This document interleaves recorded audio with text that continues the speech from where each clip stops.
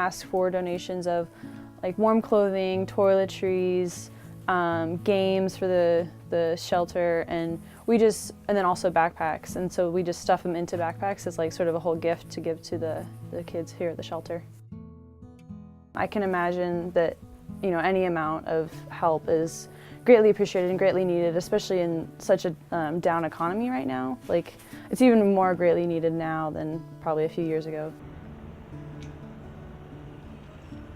I'm technically considered homeless now. I live in a shelter, but when I was living with my mom, I didn't like staying with her, so I was with different friends.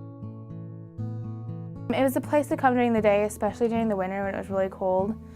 And I knew if I needed to take a shower, there's shower here, there's clothes here, scarves, hats, socks, there's things to be able to keep me warm. They helped because while I was still going to school. I promised myself not to drop out.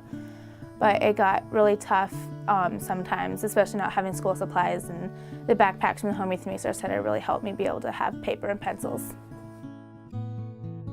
I am applying for University of Oregon, and I'm really hoping I get into that program because I want to go into theater, whether it's teaching theater or actually being in different productions, because I've been in productions for the past couple of years. And I'm also looking at a school in Pennsylvania, and it's because of this place. Really, because without knowing that someone cared about me enough to push me through school, then I probably would have dropped out a long time ago.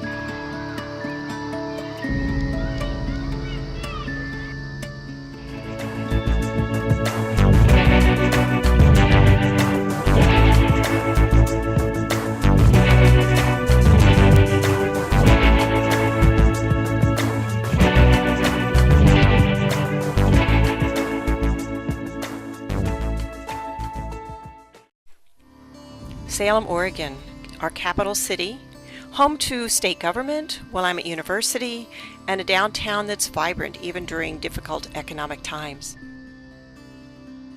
But Salem is also home to hundreds of young people who have run away or been kicked out of their homes and don't know where they'll sleep tonight. They may be staying with a friend, in a car, in a shelter, an alley, or a homeless camp. They are unseen, overlooked, or ignored by most of us. Some consider these young people a burden to our community. Others realize that they're a part of our future. Homelessness often begins during the teen years, and for some, it can last a lifetime. In Oregon, there are an estimated 20,000 to 24,000 homeless youth each year.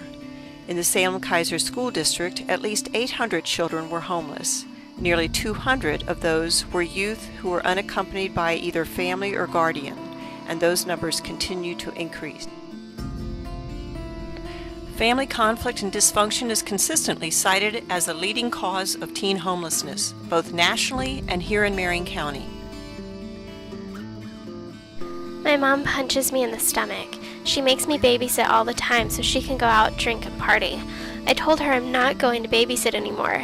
My mom told me you either babysit or get out of my freaking house.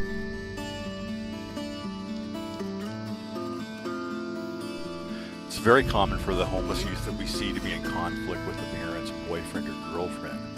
And typically when there is this conflict, the parent, often it's a single mom, will choose her boyfriend over the teen. We had a mom call us once as an example who said she wanted to know if we knew somewhere that her 15-year-old son could stay because he couldn't get along with her boyfriend. She said, "It's not like I'm choosing my boyfriend over my son, but it was real obvious to us that that's exactly what she was doing." It breaks my heart every time I get a call from a parent who's only interested in finding a local lockdown facility for their child. They feel things are so beyond their control that their only option is to have their child taken.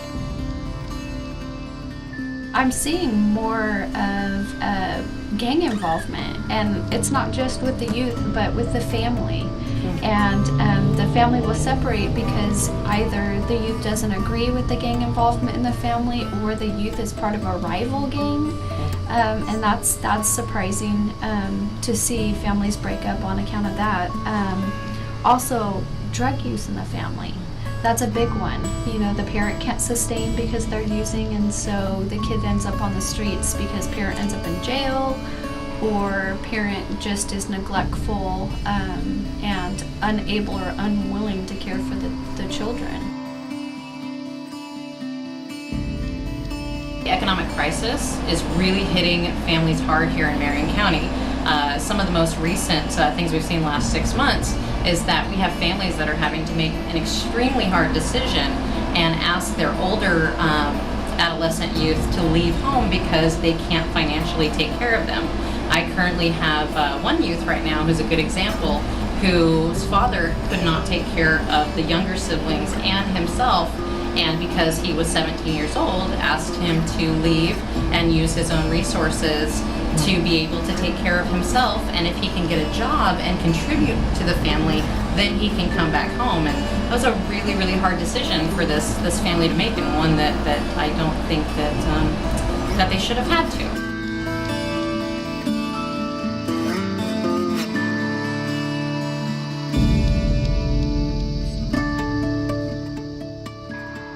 Homeless youth typically have very few employment skills, and their education is often incomplete. They don't have the economic resources to provide for themselves and may engage in what's called sex for services or survival sex. Most teens don't see this as a crime.